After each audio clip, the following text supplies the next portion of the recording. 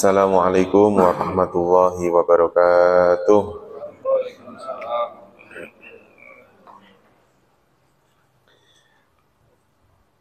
Mari kita mulai pertemuan kita di pagi hari ini dengan berdoa bersama-sama. Bismillahirrahmanirrahim. Radina billahi rabba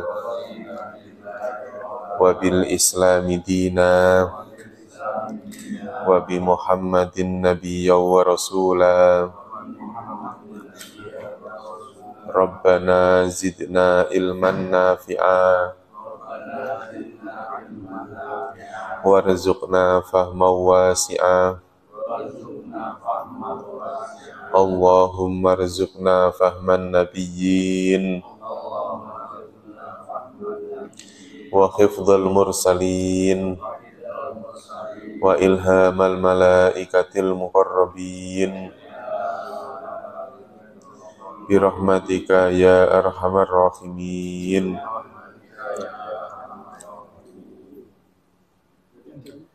Innal hamdalillah nahmaduhu wa nasta'inuhu wa nastaghfiruhu wa na'udzu billahi min shururi anfusina wa min sayyiati a'malina. May yahdihillahu fala mudhillalah wa may yudlilhu fala hadiyalah. Allahumma salli wa sallim wa barik ala sayyidina Muhammad wa ala alihi wa sahbihi ajmain, amma ba'd. Alhamdulillah, puji syukur pada Allah Subhanahu wa taala, pada kesempatan pagi hari ini Allah mempertemukan kita kembali. Mudah-mudahan pertemuan ini mendapatkan keberkahan dari Allah, dan mudah-mudahan Allah berikan ilmu yang bermanfaat untuk kita semua, dan mudah-mudahan diberikan kemudahan dalam memahami ayat-ayat suci Al-Quran. Dan mudah-mudahan Allah berikan kekuatan lahir batin untuk istiqomah di jalan Allah, istiqomah dalam ketaatan kepada Allah Subhanahu wa taala. Kita sampai ayat keberapa, Pak?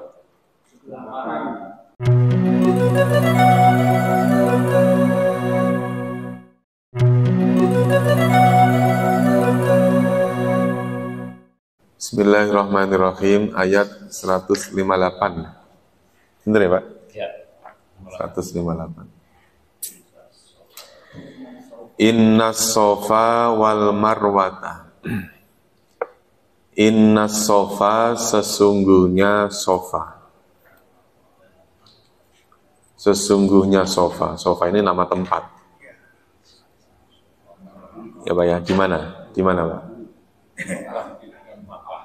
Ya, jangan ngomong di rumah.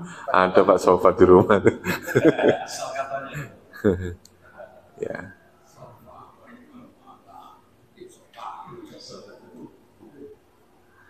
Inna sofa, sesungguhnya as-sofa. Sofa. Sofa itu artinya apa? Tempat duduk, Pak. Apa? Tempat duduk, Pak. Bukan. As-sofa, sofayan, sofawa, sofwah, sofwan. Maknanya itu apa ya? Gigih. Rajin, ulet, rajin. Sofwah. Terus sa'i, apa sa'i? Lari-lari. Sa'i itu artinya berusaha. Oh, usaha. Ikhtiar ya. Sa'a, berusaha. Sa'yun. Marwah, apa marwah? Marwah itu kehormatan atau keberhasilan. Bahasa Jawanya marwoto. Orang yang berhasil. Ya. Padahal cuma pelawak ya marwoto. Cak Marwoto itu Surabaya. Bagus artinya. Artinya kan, iya, artinya kan gini. Usaha gigihnya Ibu Hajar untuk mencari air itu membawa keberhasilan, yaitu membawa marwah, ya, keberhasilan, apa ya, kesuksesan. Nah, itu usaha untuk mencari air sehingga membawa kesuksesan. Namanya sa'i, sofa, dan marwah. Ya. Kalau bahasa Indonesia marwah itu kayak kehormatan, ya, kehormatan. Inna sofa wal marwata, sesungguhnya sofa wal marwata dan marwah, min sya'airillah, termasuk min dari sya'airi siar-siar, min sya'airillahi dari siar-siar Allah. Sesungguhnya sofa dan marwah termasuk apa Pak? Siar-siar Allah. Ya. Siar itu apa Pak? Menyampaikan. Menyampaikan ya. Kayak tablik. Sama. Tablik akbar. Siar yang dimaksud di sini itu Memberitahu. bermakna begini. Ini maknanya begini. Nanti dicarikan bahasa yang tepat. Sofa dan marwah itu kan awalnya tempat biasa, tempat ya bukan tempat yang istimewa, nggak ada yang khusus. Begitu disyariatkan ada ibadah sa'i, akhirnya sofa dan marwah itu menjadi tempat yang istimewa. Nah, tempat yang istimewa yang digunakan untuk ibadah itu namanya masy'ar, masy'aril haram, Masalah kayak Musdalifah itu awalnya kan tempat hanya apa Pak? Hanya gurun aja, tanah lapang saja. Tapi begitu orang wukuf wajib menginap di Musdalifah, akhirnya Musdalifah menjadi apa? Masy'aril haram, masy'ar, tempat siar-siar. Nah, masjid ini juga siar. Awalnya Pak, masjid ini, Masjid Al-Maghfirah, masjid ini sebelum dibangun, orang kencing di sini boleh nggak? Boleh kan? Berak juga boleh. Tapi begitu sudah dipakai karpet, menjadi syiar, menjadi tempat yang terhormat, menjadi tempat, kalau di Mekah namanya menjadi tempat yang haram, yang mulia, ya Pak ya. Akhirnya tidak sembarangan orang berbuat sesuatu di tempat itu. Ngeludah aja nggak boleh loh Pak di karpet ini. Ngeludah itu kan perkara halal. Tapi ketika di tempat siar-siarnya Allah, tempat yang dimuliakan, akhirnya kan nggak boleh, nggak sopan maksudnya. Oh bisa direkam sama DKM, diviralkan di mana-mana. Itu. Iya.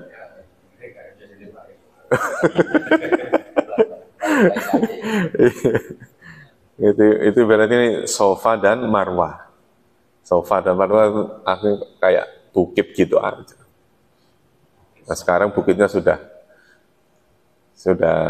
di dalam gedung, jadi nggak terasa di bukit, ya Pak ya. Nah mas'a itu tempat sa'i itu yang sekarang itu sudah perluasan. Nah ini perluasan itu ya sya'airillah. Ya, perluasan itu ya sya'airillah. Jadi kalau misalnya begini, ini adalah sofa, terus kemudian ini marwah, apa ya? Orang kalau yang tengah di sini, di tengah, ini kan tempat berjalannya siapa Pak? Orang yang pakai dorongan kursi roda, ya Pak? Iya kan? Kursi roda. Nah, masy'ar itu, tempat syiar itu aslinya ya tempat itu. Aslinya. Ya. Jadi tempat orang berjalan sa'i itu aslinya itu ini. Yang sini kan, di sini Ka'bah. Kan orang ke sini ya Pak ya. Nah, orang berjalan itu di sini. Sini dan ini, dua ini sama ini. Sedangkan sini dulu aslinya itu pasar. Ini. Pasar, bukan pasar seng. Kalau pasar seng bukan pintu sini, pasar. Artinya apa?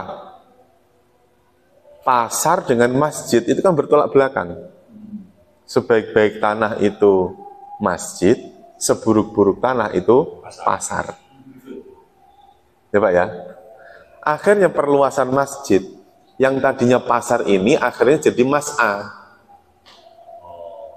Jadi kalau Bapak dari sofa ke sini, muter lagi ke sini, ya kan? Iya. Berarti sebetulnya ngelewatin mana? Pasar. Nah karena sudah dijadikan tempat sa'i, akhirnya ini menjadi mas'a, menjadi sa'airillah. Gitu. Awalnya tempat biasa. Makanya terus kemudian kalau orang ulama yang berhati-hati, kalau ngelewatin yang dari jalur sofa ke Marwah, itu ya masih belum yakin kalau itu jalurnya. Nah sekarang itu kan karena perluasan permintaan jamaah yang sekarang membludak makin banyak, akhirnya apa? Orang sa'i saja ditingkat Pak. Ada nggak orang sa'i di lantai 2? Iya kan? Itu nanti masuk dalam kategori darurat yang akhirnya diperbolehkan. Itu. Iya, Mas Ajad yang baru. Nah, kalau dibilang baru, sesuatu yang baru yang digunakan untuk ibadah, berarti namanya apa Pak? Sesuatu yang bid'ah.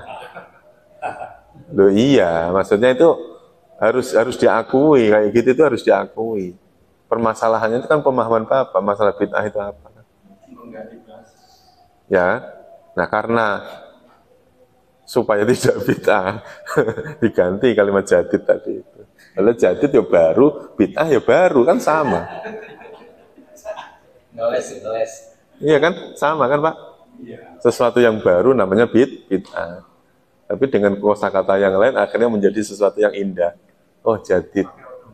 Ya apalagi ngomong pembaharuan. Pembaharu.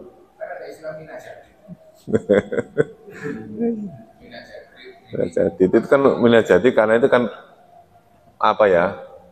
Ada atensi untuk jamaah yang lebih besar, akhirnya diperluas. Yang penting ya nggak keluar dari tanah haram gitu aja. Takutnya tanah haramnya yang diperluas, itu yang nggak boleh. Gitu. Nah, ulangnya. Inna sofa sesungguhnya sofa wal marwata dan marwah. Min sya'airillah termasuk min itu min ba'di termasuk bagian dari sya'airillah siar Allah. Berarti gini Pak, orang yang ketika ibadah haji itu siar-siarnya Allah itu mana saja? Berarti kan tempat tawaf, tempat sa'i, tempat wukuf, Mina, Musdalifah itu adalah min sya'airillah. Itu tempat siar-siar, tempat ibadah. Faman hajja, faman maka barang siapa hajja yang berhaji. Haji Pak. Kalau sudah dibilang haji berarti apa Pak? Harus di bulan Dzul Hijjah. Jangan punya pandangan, punya pendapat haji itu boleh di luar Dzul Hijjah, jangan. Karena Islam liberal itu sempat memunculkan pendapat itu. Ya. Barang siapa yang berhaji al-baita ke bait. Bait itu rumah. Rumah yang dimaksud ya kalau sudah ada alif lamnya tidak sembarangan rumah. Yaitu Baitullah, Ka'bah. Barang siapa yang berhaji ke al-bait awi i'tamaro atau i'tamaro berumroh. Ya, umroh. Ya, setiap ada kalimat isim yang ada alif lamnya begini, ini menandakan kalau tidak semua bangunan dinamakan al-bait. Ini sudah menunjuk ke bangunan tertentu. Makanya yang disebut al-bait itu apa? Ya hitam itu, yang kotak. Ka'bah. Nah, kalau mungkin dalam bahasa Inggris ada the-nya. Jadi kalimat yang menjadi makrifat. Kalau bahasa ilmu nahwunya namanya isim makrifat. Isim yang sudah menjurus kepada makna tertentu. Ada alif lamnya. Kalau tanpa alif lam sebenarnya maknanya dimaknai rumah apa saja secara umum. Ya, dalam hal ini. Ya, dalam hal ini. Kan bisa saja saya ngomong al-bait, tapi yang saya maksud dari mutakalimnya ini, orang yang berbicara mengatakan al-bait ini ya rumahku. Bisa aja. Iya kan? Yang penting sudah menjurus kepada satu makna, satu. Ya. Nah, konteks berhaji berarti apa, Pak? Ya, Ka'bah, tempat tawaf itu. Faman hajjal baita, hajjal berhaji. Secara bahasa haji itu artinya berkunjung, mengunjungi. Ya. Jadi kalau Bapak dibilang haji, halal, haji. Itu maksudnya pengunjung sini, pengunjung. Jangan GR. Loh, saya kan baru umroh. Kok udah dipanggil haji? Gitu. Ya kan, haji itu maksudnya apa? Turis, pengunjung tuh sini. Itu. Hayya haji. Maksudnya apa? Pengunjung sini. Datang sini. Halal. Ya. Nah, kalau yang piknik i'tamaroh. Umroh. Nah, umroh memang asli maknanya piknik.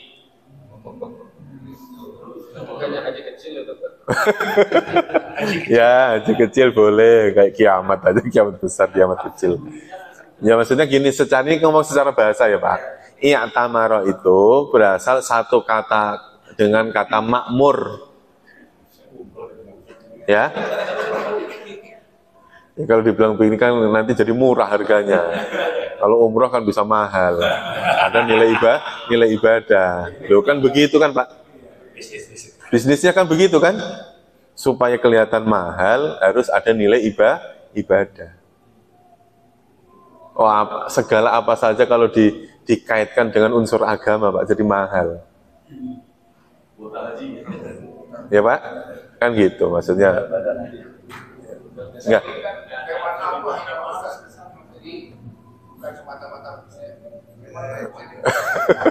Apalagi ada dalilnya lebih mahal lagi.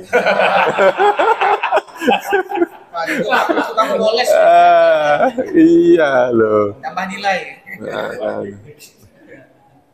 Ayo piknik ke Mekah kan nggak asik Kak. Ngomong 25 juta mahal Pak. Nggak ada nilai ibadahnya kok. Tapi kalau sudah, ayo kita berumroh ke Mekah, pahalanya 100.000 kali lipat coba. Langsung Pak, murah itu katanya 25. Iya, kalau udah iming-imingnya pahala besar, berlipat-lipat surga, ya kan? Wah, udah mahal itu. Harganya pasti mahal. Iya. Kreatifnya para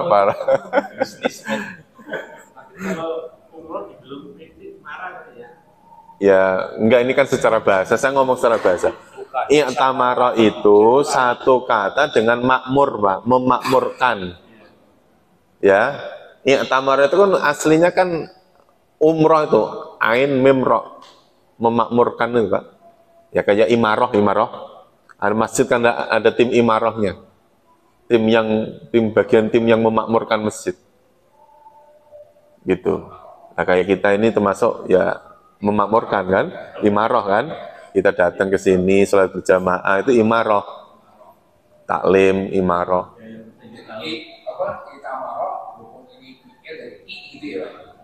Ya jadi kan kalau itu kan pembahasan kalimatnya kan sebenarnya kan gini. Jadi kalimat hamzah ini sebetulnya kan tidak ada harokatnya. Kalau dia dibaca wasal kan dilewatin awi tamaro langsung ke ain.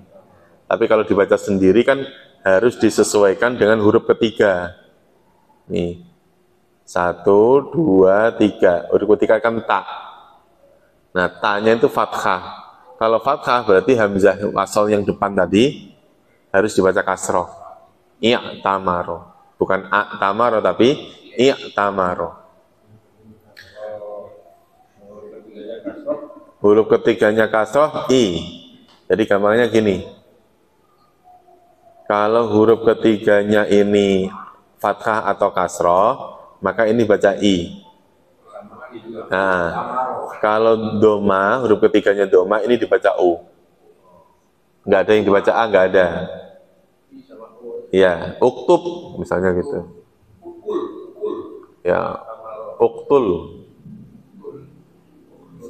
Ya, kalau fathah atau kasroh, hamzah yang depannya dibaca apa?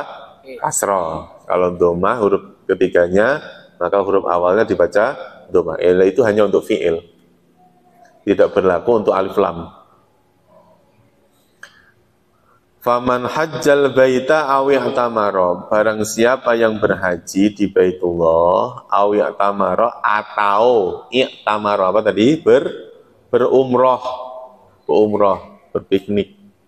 Tapi jangan diartikan berpiknik lah. Kurang pas. Ya berumroh gitu aja. Menurunkan apa ya, level lah. Yang penting Bapak tahu. Itu. Jadi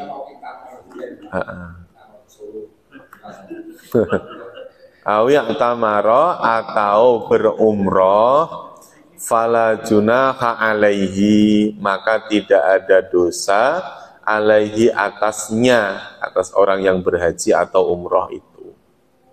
Ya, karena sudah disyariatkannya tadi di Safa dan Marwah. Kalau orang beribadah di situ la junaha alaihi, ibadah itu maksudnya sa'i ya Pak, sa'i, maka tidak ada dosa. Ayat tawafa, apabila yat tawafa ia bersa'i, jangan diartikan bertawaf.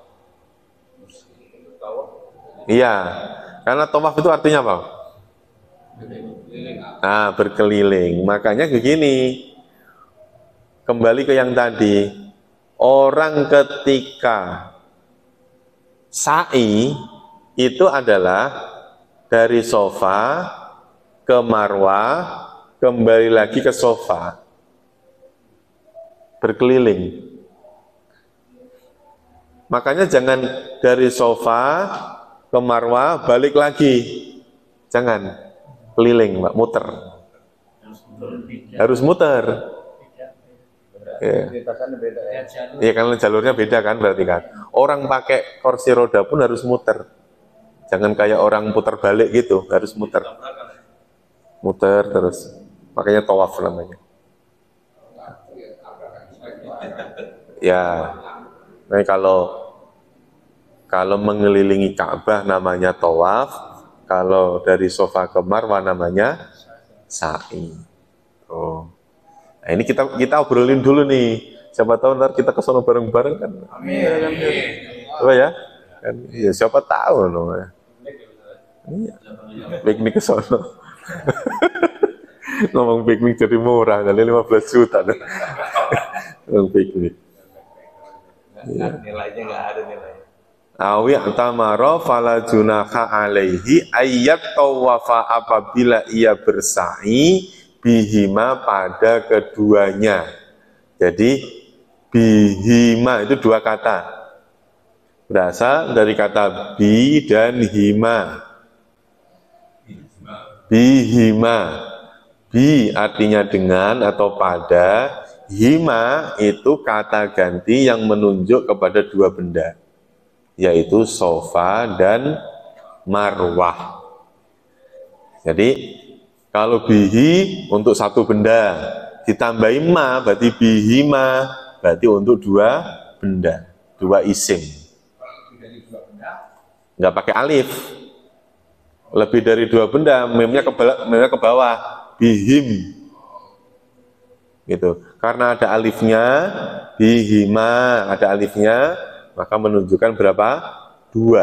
Namanya isim musanna. Dua aja, kan memang 1, 2, 3. 3 dan seterusnya udah sama aja dengan 3, jamak namanya. Kan gampangnya gini kan, kalau bihi berarti 1. 2 ditambahi mim sama alif, bihima. Gitu ya. Begitu lebih dari dua, bihim, nah, bagi mereka. Gitu. Waman tatawwa'a, dan barang siapa yang berbuat tatawwu, berbuat tatawwu, Pak. Maksudnya berbuat khairan, kebaikan. Kalimatnya bukan waman amila solihan, bukan. Tapi waman tatawwa'a khairan. Barang siapa yang berbuat baik, perbuatannya bersifat tatawwu, penyempurna. Jadi maksud saya gini. Ini beda sama ini amilan tadi ya, tatawwa sama amalan. Ya, ketika kalimat itu menggunakan kata amila, maka rata-rata adalah ibadah yang sifatnya mahdhoh, Pak. Gitu ya, Pak. Sholat yang sudah ditentukan tata caranya. Termasuk umroh juga sudah ada tata caranya. Amila solihan namanya. Tapi ternyata dalam ayat ini kalimatnya bukan amila solihan. Berarti nanti pemahamannya begini. Ketika Bapak sa'i atau tawaf, ya, jangan terlalu fokus terhadap bacaan itu, bacaan tawaf atau bacaan sa'inya itu. Tapi apa? Karena ini ibadahnya ibadah kolektif, ibadah orang banyak berjamaah, ya jangan lupa memberikan kesempatan orang lain untuk lewat, itu juga bagian dari kebaikan. Ya, nyium hajar aswad itu ibadah. Tapi kalau sampai nyikut-nyikut, nyentang-nyentang, ya salah juga. Apalagi sampai nyuap, bayar joki, ya Pak ya, ketempel ketiak orang, marah, ya jangan. Mentang-mentang jamaahnya paling banyak, terus pas sa'i itu terus nyanyi-nyanyi Indonesia tanah airku. Pernah dengar ya? Pernah dengar ya? Itu. Ya jangan. Walaupun nggak ada salahnya, maksudnya nggak, ya dibilang salah ya salah, enggak ya enggak, maksudnya gitu. Gitu. Ya. Ya, maksudnya dalam hal orang beribadah, walaupun kita sedang ibadah sa'i, yang ngambilin minum air zam-zam itu bagian dari kebaikan, namanya tatawwa khairan. Ya, sebuah ibadah kebaikan yang di situ melengkapi, menyempurnakan ibadah yang sedang dijalankan. Namanya tatawwu. Ya, suatu perbuatan baik yang untuk penyempurna. Makanya kadang-kadang ya nanti ya kalimatnya disepadankan dengan kalimat sayyi'ah, keburukan kayak gitu-gitu. Memang ada keburukan untuk menyempurnakan, ya, kayaknya nggak ada. Pakainya khairan. Nah, kebaikan pun dengan menggunakan kata khairan, tidak menggunakan kata soleh. Gitu ya Pak. Jadi ini maksudnya ya, termasuk ya kayak walaupun kita sedang umroh, misalnya wakaf Quran di Masjidil Haram itu pahalanya gede. Kan sering ya Pak, misalnya mutawif kita itu sampai ngasih motivasinya kan, Bapak Ibu kalau mau wakaf di masjid ini pahalanya besar. Tapi memberi makan orang yang sedang buka puasa, sedekah itu juga perbuatan baik, itu maksudnya begitu. Ada perbuatan-perbuatan yang di luar ibadah mahdhoh, tetapi juga dianggap sebagai kebaikan. Jadi orang ibadah haji umroh jangan selalu berpikir tentang hanya memikirkan tentang tata cara manasik itu saja. Tapi ketika kita tawaf, memberikan kesempatan orang lain untuk lewat, gitu ya Pak. Terus misalnya kita sebagai karena kita laki-laki ada bisa melindungi orang lain, itu bagian daripada tatawwa khairan. Walaupun kata khairan itu kalau dalam Al-Quran rata-rata urusannya dengan duit, urusannya dengan harta. Jadi gini, setidaknya orang beribadah haji umroh itu tidak hanya sekedar ibadah yang sifatnya tenaga saja, tapi ada ibadah apa Pak? Ibadah dengan menggunakan harta. Waman tatawwa'a khairan. Nah, ada juga yang mengartikan tatawu itu apa? Kebaikan yang dilakukan apabila lebih banyak lebih baik. Contoh, sedekah. Sedekah itu sifatnya khairan tapi tatawu. Kalau Bapak sedekah 5.000 ikhlas sama 5.000 enggak ikhlas. Kan nilainya sama kan? Tapi baikan yang mana? Baikan yang ikhlas. Sekarang 5.000 ikhlas sama 10.000 tapi enggak ikhlas. Tetap baikan mana Pak? Kalau dilihat dari sisi ikhlasnya, tetap baikan yang ikhlas. Tapi dari sisi yang menerima manfaat, tetap lebih baik 10.000. Ya, saya jadi jamaah nyumbang ke masjid 10.000. Sama ada orang yang pamer nyumbang 1 juta. Bagi ketua DKM tetap lebih utama mana? 1 juta. Walaupun gak ikhlas. Ini yang tadi amalan syarikat hanya kepada makro, nanti tahu apa ya, oleh makro gitu ya. Ya mungkin ke situ arahnya. Jadi kalau misalkan ayo kita beramal soleh itu sebenarnya salah dalam misalkan. Sebenarnya bukan, itu sudah menjadi bahasa Indonesia masalahnya sih Pak. Sudah lazim dalam bahasa Indonesia beramal soleh. Bahkan kalimat amal dalam bahasa Indonesia maknanya bukan berbuat, malah sedekah. Nah itu kota amal itu.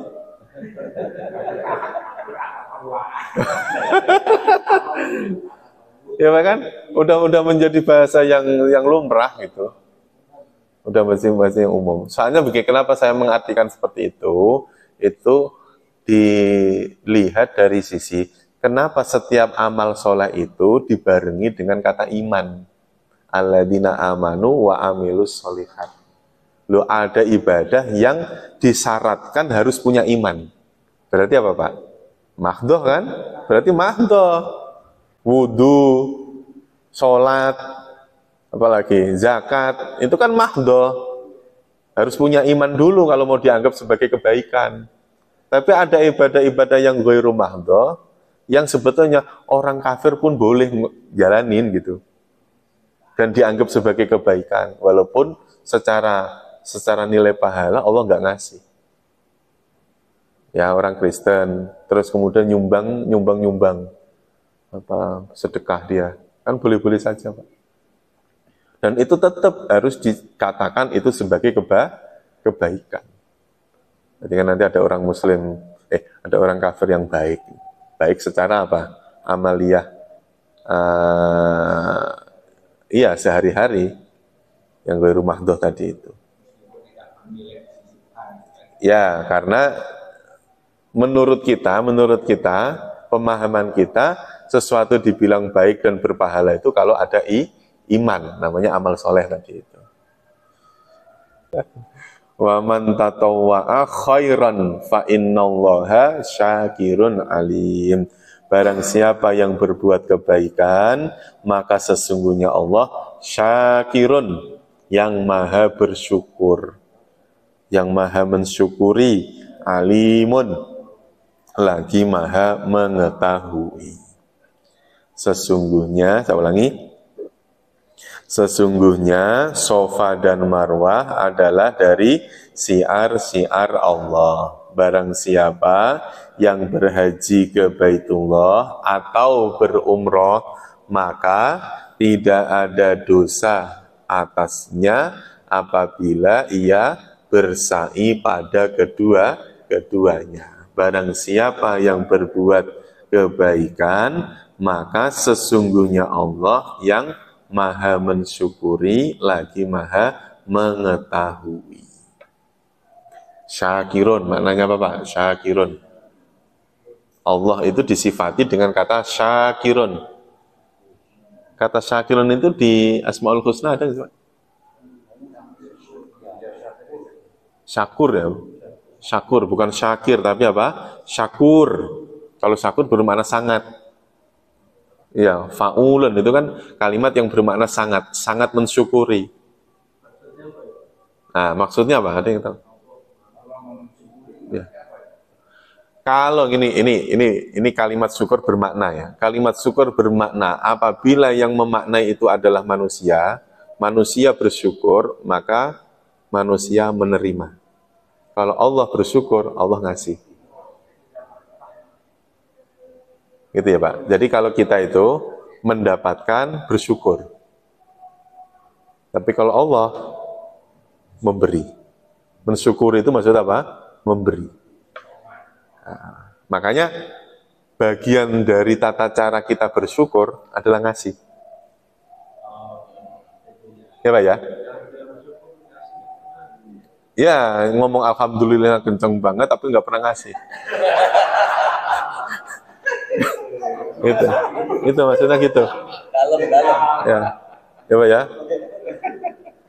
Jadi misalnya nih di sini menjelang bulan Ramadan kita ngadain santunan untuk anak yatim atau untuk fakir miskin, ya kan ya.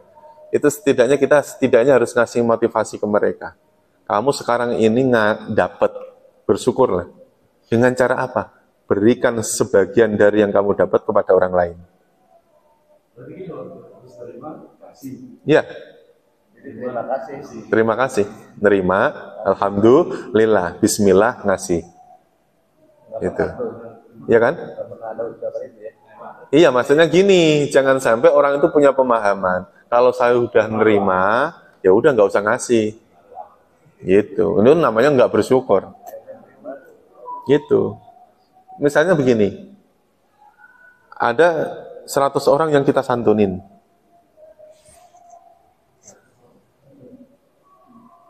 Ada 100 orang yang kita santunin, Pak. Santunin. Sepakat. Oke. Satu orang dapat 5 kilo beras misalnya. Sebagai bentuk rasa syukur Bapak Ibu telah mendapatkan 5 kilo, mau nggak mensedekahkan per 5 kilo itu 1 gelas? Kumpulin. Berarti yang tadinya 100 orang dapat 5 kilo itu, sekarang nambah lagi 10 orang dari mereka sendiri. Iya kan Pak? Enggak, maksudnya ini kan saya kan mencoba memaknai kalimat ini. Gitu.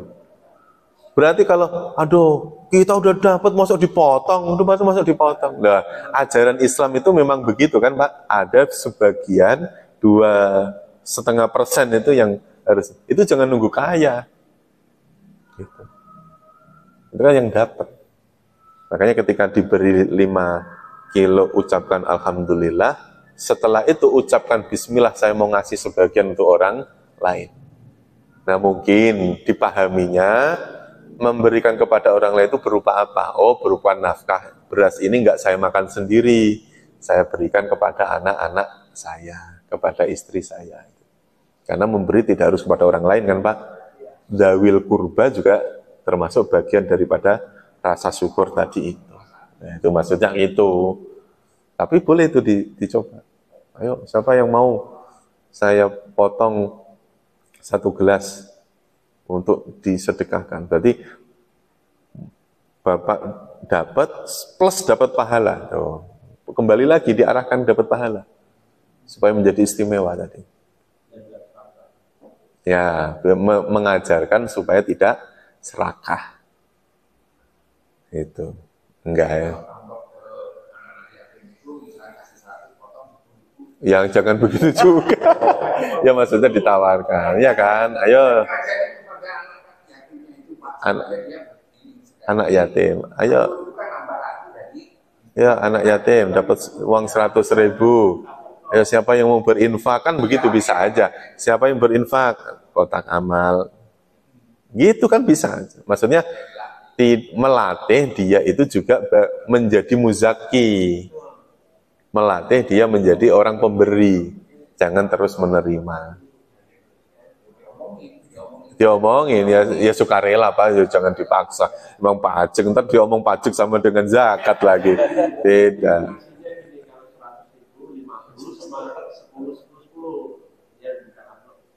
Nah. Untuk sadar apa sadurun tadi. Maksudnya mengajarkan mereka itu tidak hanya sekedar menerima, tapi mengajarkan. Saya tuh sering diminta untuk ngasih tausiah pas waktu santunan itu. Ayo Bapak, terima kasihnya kapan? Wah, pas dapet Pak. Nah, itu memaknai memang orang dapat ya ucapkan alhamdulillah kan? Ucapkan alhamdulillah. Tapi pernah nggak kita mengucapkan alhamdulillah tapi sebelum dapat apa-apa?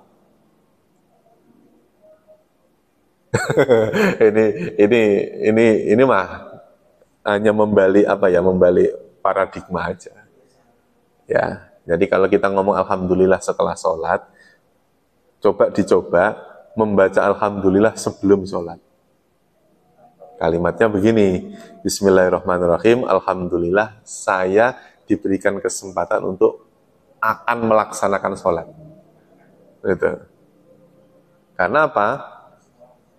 Setidaknya kita harus berterima kasih. Orang bangun tidur, kalau pemikiran kita, orang bangun tidur itu awal dari kehidupan apa setelah kematian? Setelah tidur kan mati. Nah, kalau Bapak meyakini bangun tidur itu setelah mati, ucapkan alhamdulillah karena masih diberi kehidupan. Tapi ucapkan juga bismillah karena saya akan menjalani kehidupan kan? Menjalani kehidupan.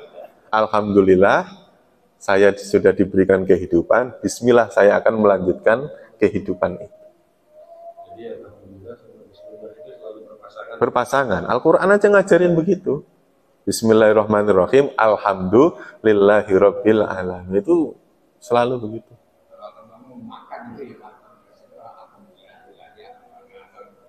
Misalnya sebelum makan, alhamdulillah saya masih bisa. Alhamdulillah di depan saya ada makanan. Saya selalu begitu. Kalau makan. Makan doang ya. Nah, itu coba maksudnya yang gini loh Pak. Kalimat alhamdulillah jangan selalu ditaruh di belakang. Sekali-kali taruh di depan. Gitu, sekali-kali taruh di depan. Kalau di bismillah kalau di belakang Iya kan abda'u bi bismillah. Bismillah selalu di depan. Nggak bisa. Kalau bismillah selalu di depan. setelah makan kita bilang bismillah nggak bisa ya? Nggak bisa.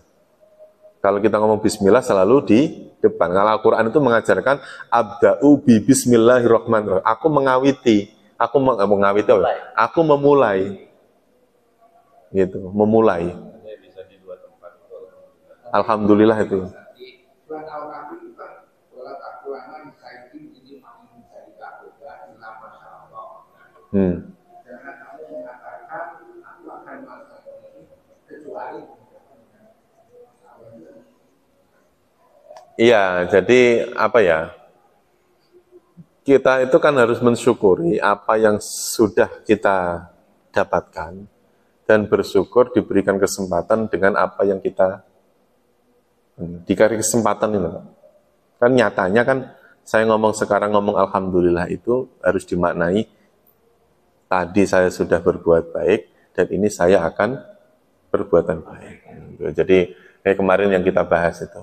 Kalimat qad qomatis sholah itu menggunakan sigotnya fi'il madi, tapi ternyata diucapkan sebelum sholat. Ya kan, qad qomatis sungguh sholat telah dilakukan, Tapi kenyataannya kalimat itu sebelum sholat. Itu jadi ya permainan bahasa kadang-kadang. Ya. Sesungguhnya Sofa dan Marwah bagian dari apa? Siar Allah. Maka barang siapa yang berhaji ke Baitullah atau berumroh, maka tidak ada dosa baginya apabila ia bersa'i pada keduanya. Dan barang siapa yang berbuat baik, maka sesungguhnya Allah yang maha mensyukuri atau maha bersyukur, maha mengetahui. Innalladzina sesungguhnya orang-orang yang yaktumuna yang menyembunyikan ma anzalna, ini kalimatnya udah sering-sering ya Pak. Ma anzalna apa-apa yang kami turunkan minal bayyinati dari bukti-bukti, keterangan-keterangan boleh, wal huda dan petunjuk. Wal huda dan petunjuk. Mimba dima dari sesudah apa-apa. Dari sesudah apa-apa bayyana. Kalimat bayyana itu sama dengan al-bayyinat. Nah, bedanya ya al-bayyinat isimnya, bayyana itu fiilnya, kata kerjanya. Dari sesudah apa-apa yang kami jelaskan, apa yang kami terangkannya linnasi kepada manusia fil kitabi di dalam al-kitab. Maksudnya apa Pak? Sesungguhnya orang yang menyembunyikan apa yang kami turunkan, berarti menyembunyikan apa? Ayat-ayat gitu ya, baik ayat Taurat maupun iya, anzalna itu ya kebenaran-kebenaran yang ada di dalam Alkitab itu sendiri. Kayak kebenaran tentang Nabi Isa disembunyikan dengan dikatakan Isa itu anak Tuhan, ya. Tentang kebenaran bahwa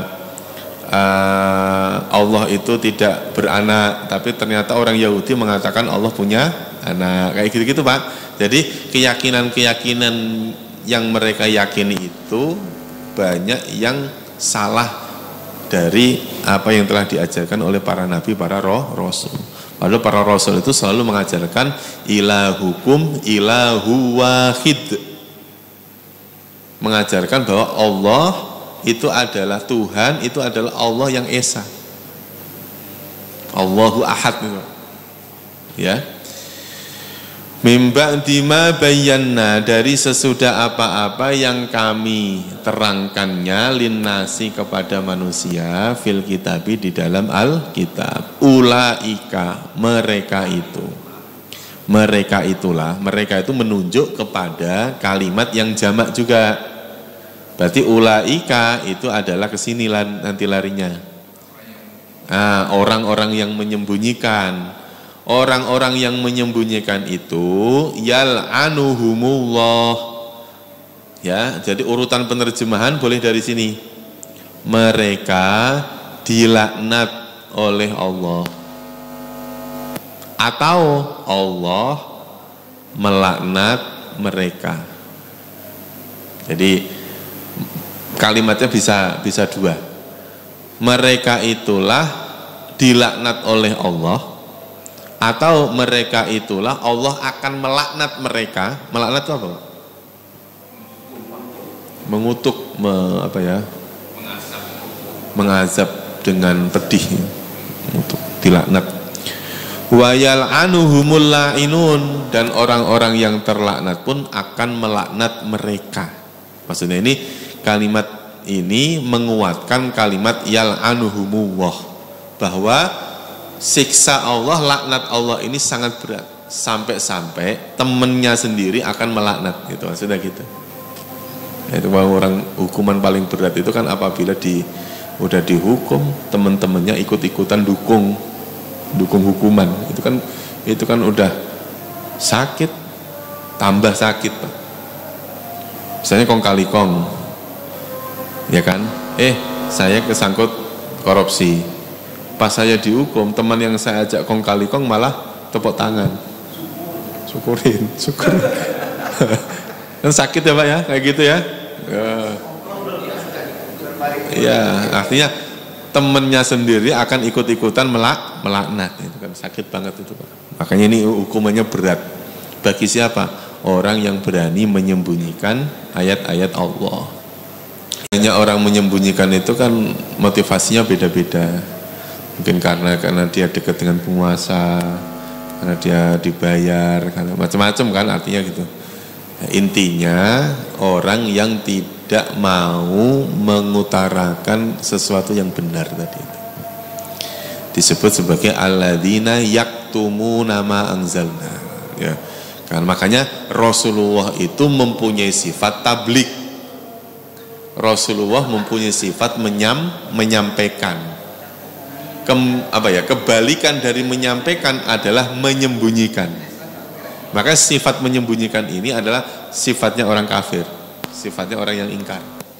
Tapi sifatnya Rasul justru malah menyampaikan, tabligh. Illal ladzina tabu wa aslahu.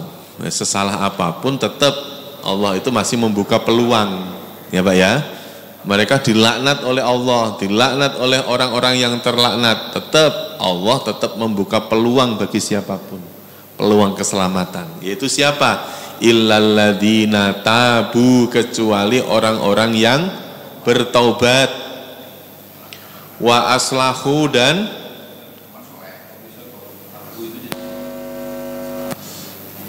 gini, kalimat tabu ini bukan tabu bahasa Indonesia ya Pak, itu berasal dari kalimat taba yatubu.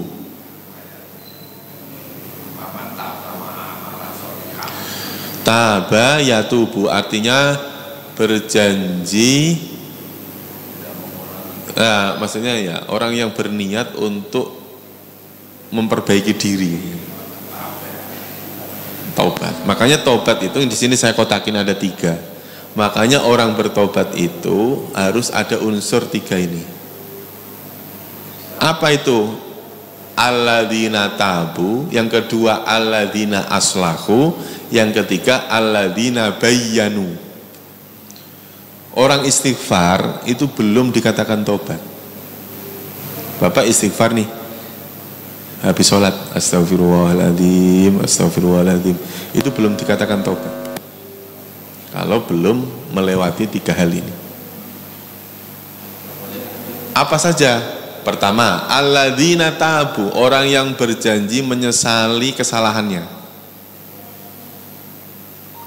Bapak salah apa? Koruptor. Koruptor itu berarti apa? Mengambil uang rakyat. Ya Pak, salah nggak itu? Salah. Oh nyesel, selesai senyesel-nyeselnya. Ya nyeselnya udah pensiun, nyeselnya. Ya kan? Saldonya udah banyak, tanahnya udah di mana-mana ya kan? Barunya nyesel. Nyesel doang belum dikatakan tobat kalau belum aslahu. Apa itu aslahu? Menjadi pribadi yang lebih baik. Ya, yang tadinya apa namanya, nggak pernah ke masjid ya tahu-tahu ke masjid, yang biasanya nggak pernah nongol di kerja bakti ya tahu-tahu nongol, gitu Pak, menjadi pribadi yang lebih baik. Nah ini yang ketiga yang penting, wabayanu, karena yang ditaubati itulah menyembunyikan, maka taubatnya harus menyampaikan. Coba ya, korupsi ngambil, berarti tobatnya apa? Ngasih, bagi-bagi. Berat itu Pak. Iya. Kalau memang yakin bahwa tanah ini hasil korupsi, jual Pak, bagi-bagi. Kalau dibalikin negara dihukum kan? Lah iya, kan malah ketahuan kan? Ya ini, aduh, kalau dibalikin ke negara dihukum. Saya balikin kepada pemilik negara itu. Siapa itu? Rakyat. Ya, tanah dijual, ya, laku misalnya 500 juta, ya Pak ya, laku 500 juta. Saat itu korupsi 500 juta, impas kan Pak? Masalahnya 500 juta ini kemanain? Nggak boleh dimakan, karena harus korupsi. Caranya bagaimana? Ya kasih aja, yang penting jangan sampai tahu orang. 10 juta taruh di bawah apa? Di bawah ini sejadah. Marbotnya wah 10 juta. Seneng nggak Pak? Seneng nggak kira-kira? Kalau enggak kan ada QRIS, klak, langsung 20 juta. Kira-kira DKM-nya seneng nggak dapat sumbangan segitu? Tapi kalau Bapak nggak ngaku, yang tahu Bapak doang. Iya, Ustadz Irwandi itu ngomong kalau Bapak ngaku ini uang riba, ini uang haram. Ya maksudnya kalau udah jelas uang haram, jangan diniati sedekah. Karena sedekah itu harus min khairin, harus Wa ma anfaqtum min khairin, harta yang baik yang kamu keluarkan itu. Kalau jelas-jelas haram, jangan diniati sedekah. Udah kasih-kasih, bagi-bagi aja. Ya. Ada barcode di yayasan yatim piatu, klek 5 juta, keliling lagi pakai motor, tet, wah ada yatim piatu lagi, klek 10 juta, keliling lagi. Ya Pak ya? Ya itu tadi, yang penting bagi-bagi aja. Oke. Tetap dinamakan sebagai kebaikan. Tapi untuk meniati bahwa itu adalah sedekah belum tentu bisa, karena kita yakin bahwa uang ini uang haram. Nah itu bagian daripada wabayanu tadi, karena kan yang Bapak taubati korupsi. Wabayanu kan ini kan masih menjelaskan tentang ayat sebelumnya kan Pak ya. Kalau tadi kesalahannya ada di mana? Alladzina yaktumun, kesalahannya itu menyembunyikan tadi. Berarti tobatnya apa? Menerangkan, menjelaskan, bayanu. Kalau saya misalnya preman pasar, malakin orang, pedagang-pedagang saya palak-palakin, kemudian saya tobat, gimana cara tobatnya? Pertama menyesali udah pasti, menjadi sosok yang lebih baik udah pasti. Yang ketiga adalah bayanu, itu yang dimaksud kalau bagi preman, memastikan pasar itu udah nggak ada preman lagi. Ya, pasar aman, udah saya yang jamin. Tobat itu namanya Pak. Ya kalau Bapak cuman pindah, habis jadi preman, terus khusyuk ke masjid, dzikir terus, sementara di pasar masih merajalela ada preman baru, ya namanya nggak tobat. Berapa cuman pindah tempat, ya Pak ya, pindah tempat, sementara membiarkan kedoliman tetap jalan. Pernah dengar ceritanya, ini jam berapa? Cukup ya? Masih pada mau anu nggak? Ya. Pernah dengar cerita Wahsy bin Harb yang membunuh Hamzah. Ditawari oleh Rasulullah, Rasul itu kan pemaaf ya, ditawari, kamu masuk Islam saja. Nah, Wahsy ditawari, Wahsy kaget, loh saya itu membunuh pamanmu, kok malah kamu menawari saya masuk Islam. Dia kaget Pak. Akhirnya dia ngomong begini ke Muhammad, ke Nabi Muhammad. Ya, ngomongnya itu gampangnya begini. Kalau memang Allah Tuhanmu itu maha mengampuni, maha pemaaf, itu maha pemaaf, apa yang bisa aku lakukan? Akhirnya Wahsy itu nggak pengen masuk Islam, tapi nggak apa ya, nggak cukup hanya dengan tawaran Rasul. Dia harus mempunyai kebaikan, nilai kebaikan yang bisa dirasakan oleh orang Islam. Akhirnya caranya bagaimana dia? Cara Wahsy membunuh Musailamah al-Kadzab, membunuh nabi palsu yang saat itu di bebuyutannya orang Islam. Begitu dia sudah berani membunuh nabi, akhirnya dia dengan bangganya menjadi orang Islam, karena merasa apa Pak? Satu, telah membunuh orang yang paling dicintai oleh Rasulullah, yaitu pamannya. Yang kedua, dia bisa membunuh orang yang paling dibenci oleh Islam. Ya Pak ya? Akhirnya apa? Dia bangga, menganggap bahwa apa? Ini membunuh Musailamah al-Kadzab ini bagian daripada saya, tata cara saya bertobat, mentaubati kesalahan saya membunuh Hamzah. Nah itu maksudnya yang pemikirannya itu harus kayak gitu tuh, kalimat wabayanu tadi itu.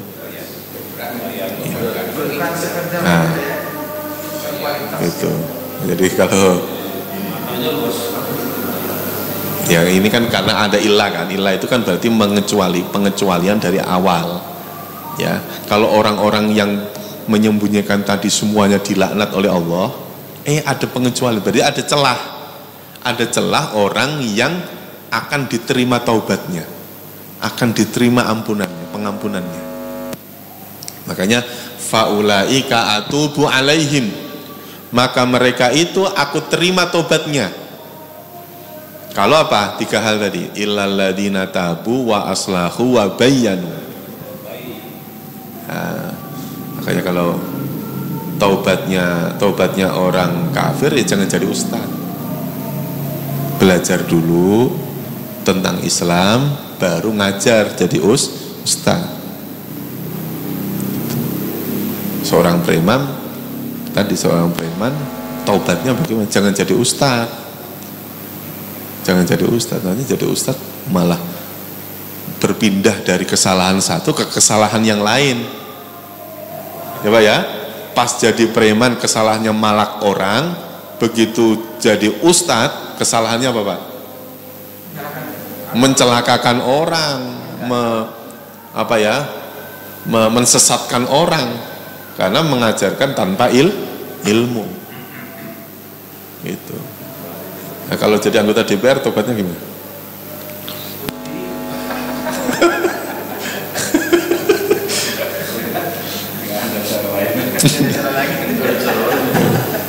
Tapi siapa yang bisa membenarkan tindakan mayat? Enggak, ini kan kita kasusnya misalnya judi gitu, ya. Tobatnya sempurna tadi. Jadi diambil aja kebalikannya. Lawan katanya apa? Ya kalau punya kekuatan itu kan termasuk kezaliman. Ya, barang siapa yang melihat kemungkaran maka gunakan dengan kekuatanmu, tanganmu, dengan lisanmu, dengan keingkaranmu, kan gitu. Apa yang kita mampu. Jadi kalau misalnya saya bertobat, ya misalnya tobatnya seorang gubernur, seorang ini harus saya bertobat kalau nanti saya jadi gubernur saya akan jadi. Nah itu ya tobatnya ya harus sesuai dengan kemampuannya. Itu kan tadi saya menggambarkan seorang Wahsy saja, yang seseorang yang sangat tega, dia bunuh paman Rasul, dia ditawari masuk Islam saja tidak langsung tidak langsung menerima begitu saja. Dia harus mempunyai yang sepadan. Iya. Umar kan juga begitu kan, Umar bin Khattab itu ketika belum masuk Islam, dia orang yang sangat ditakuti, ganas, ya Pak. Begitu dia masuk Islam, apa yang dikatakan oleh Umar? Ya. Kalian orang kafir, jangan berani-berani mengganggu orang Islam. Artinya apa? Dia menjadi garda terdepan, gitu. Nah, itu maksudnya kita ini Pak, ya mentaubati diri kita ini ya semampunya. Yang penting taubat itu hukumnya fardu ain. Taubat itu hukumnya fardu ain. Jadi wajib bagi semua orang bertaubat. Hanya berusaha untuk menjadi apa? Aslahu tadi. Faulaika atubu alaihim, maka mereka itu atubu alaihim, aku menerima tobat atas mereka, wa anat tawwabur rahim, dan aku at-tawwab, maha Bapak menerima taubat, ar-rahimu lagi maha penyayang. Itu artinya Allah sendiri sudah mengikrarkan akan menerima taubat. Berarti pasti akan ada orang yang bertaubat, gitu.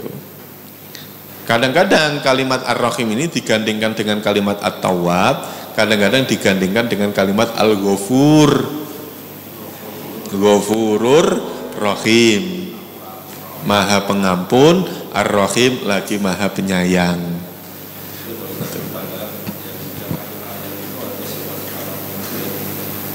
Pemilihan sifat Allah itu seperti apa? Oh ya, ini pernah saya baca. Ini pertama likamalis sifat, untuk menyempurnakan sifat Allah. Jadi ketika Allah disifati dengan dua sifat, itu menandakan sifat ini sangat sempurna. Ya, kalau misalnya saya ditanya, Pak Henry itu yang mana? Oh, Pak Henry itu yang rajin ngaji, rajin sholat. Itu kan artinya apa Pak? penguatan dalam menyifati. Allah itu siapa? Yang Maha Pengampun. Nah, Bapak bisa perhatikan kalimat Ghafur itu rata-rata setelahnya Ar-Rahim. Gitu ya Pak? Berarti gampangannya kan gini, setelah kita salah, kita kan berdosa nih Pak, salah, kita minta ampun ke Allah, terus Allah ampuni. Loh, setelah Allah mengampuni dosa kita, kita dimasukkan ke dalam surga. Ar-Rahim itu kan surga maknanya. Kurang baik apa Pak? Ya misalnya, saya datang ke rumah Pak Agus, saya mohon maaf, ini saya lagi kekurangan, saya mau harus bayar ini, bayar itu. Gitu. Oh yang kemarin aja belum dibayar kok, kesini udah minjem lagi. Itu kan kalau orang tidak empati. Akhirnya terus, ya sudah Pak, yang kemarin saya anggap lunas, ya kan, sekarang saya utangin lagi. Ya Pak ya, utangin lagi. Aduh Pak, terima kasih. Saking senangnya terima kasih, akhirnya wah ini kayaknya baik nih orangnya, dipesenin Gojek. Bapak pulang jangan jalan kaki, saya pesenin Gojek. Pas Gojek datang dibawain roti, ini Bapak buat oleh-oleh buat di rumah. Kurang baik apa orang kayak gitu tuh Pak? Itu gampangannya kan, kita salah, minta ampun, diampuni. Setelah diampuni dimasukkan ke surga. Itu At-Tawwabur Rahim, Al-Ghafurur Rahim. Syakirun Alim. Ya, kalau dalam Asmaul Husna Asy-Syakur. Ya, sangat. Gitu. Nah, ini kalimatnya udah sering-sering ini ya. Innalladzina kafaru wa matu wa hum kuffar. Sesungguhnya orang-orang kafir wa matu dan mereka mati. Wa hum kuffarun, mati mereka dalam keadaan orang kafir. Artinya ada orang kafir mati dalam kondisi kafir. Kan ada orang kafir pas mati dia pas Islam. Ada orang Islam pas mati pas kafir. Ada. Ya kita kan nggak ngerti ya Pak. Ini yang dibahas dalam ayat ini, orang kafir dalam kehidupannya kafir, nanti mati tetap masih dalam kondisi kafir, istiqomah dalam kekafirannya. Gitu, ya kan gitu ya, istiqomah dalam kekafirannya.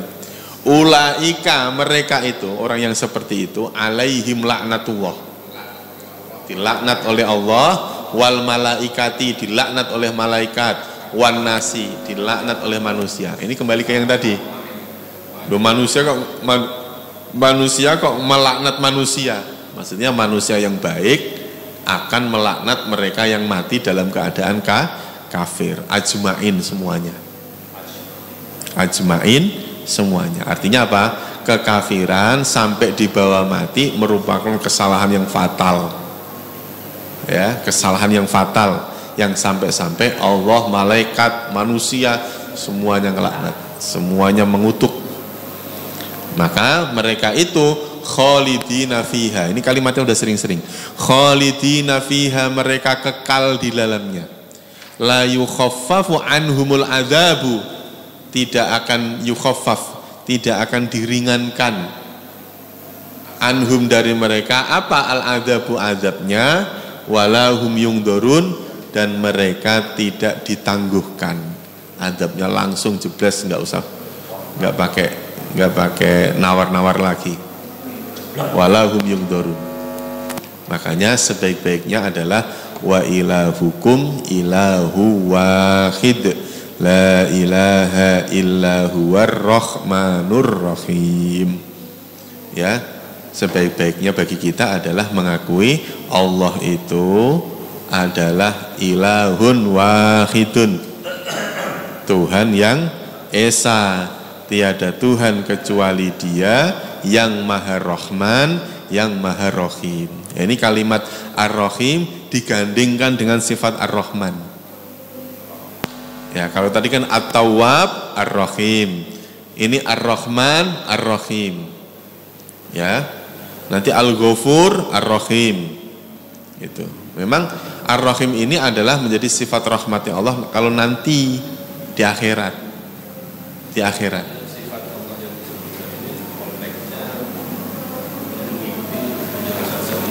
Bisa begitu, bisa enggak? Nah, gitu ya, bisa enggak?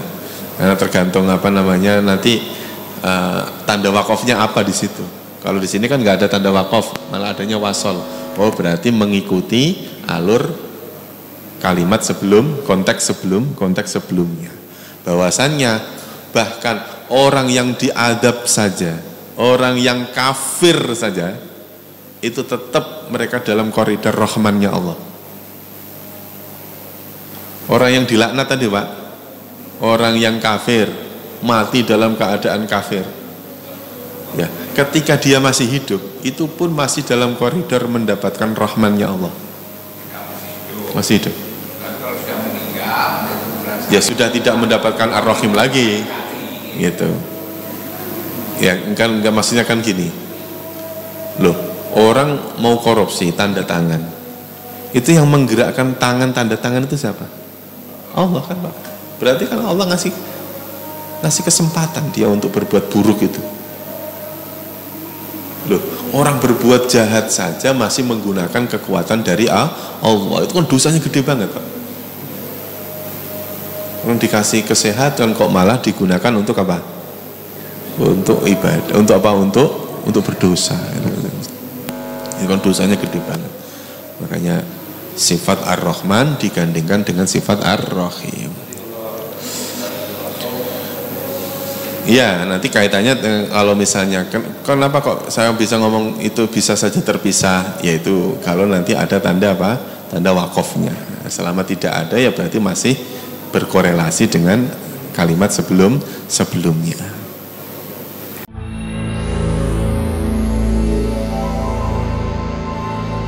Yuk diulangi ya, habis ini kita selesai. Inna sofa, sesungguhnya sofa dan marwah dari syiar-syiar Allah. Maka barang siapa yang berhaji ke Baitullah atau berumroh, maka tidak ada dosa baginya apabila ia bersa'i pada keduanya.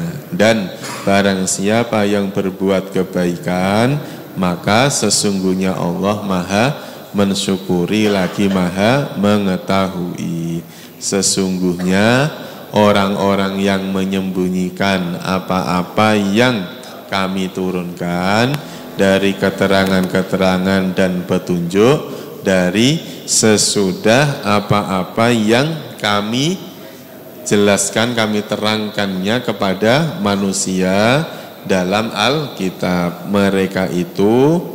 Mereka dilaknat oleh Allah dan dilaknat oleh orang-orang yang terlaknat, kecuali orang-orang yang bertobat, orang-orang yang memperbaiki diri, orang-orang yang mau menjelaskan.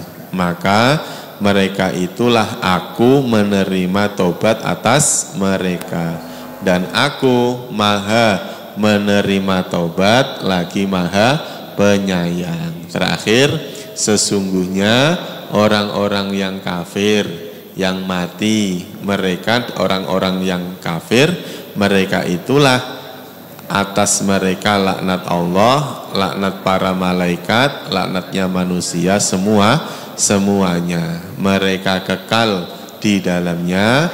Azabnya tidak akan diringankan pada mereka dan tidak akan ditangguhkan. Yang dorun ditangguhkan. Tuhan kalian adalah Tuhan yang Esa. Tiada Tuhan kecuali Dia yang Maha Pengasih lagi Maha Penyayang. Sampai ayat 163.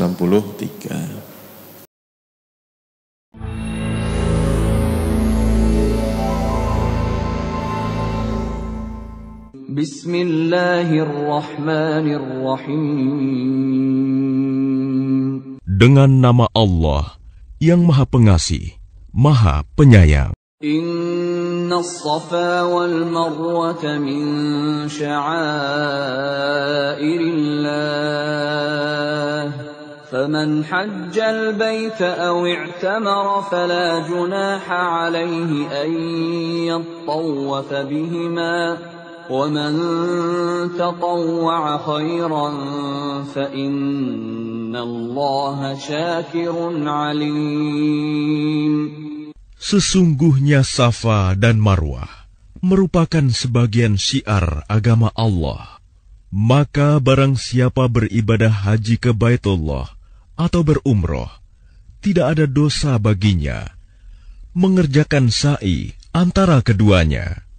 Dan barang siapa dengan kerelaan hati mengerjakan kebajikan, maka Allah Maha mensyukuri, Maha mengetahui. Innal ladzina yaktumuna ma anzalna minal bayyinati wal huda min ba'di ma bayyanahu lin-nasi fil kitabi ulaika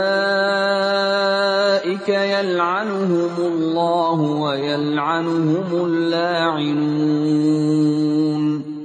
Sungguh, orang-orang yang menyembunyikan apa yang telah kami turunkan berupa keterangan-keterangan dan petunjuk, setelah kami jelaskan kepada manusia dalam kitab Al-Quran, mereka itulah yang dilaknat Allah dan dilaknat pula oleh mereka yang melaknat.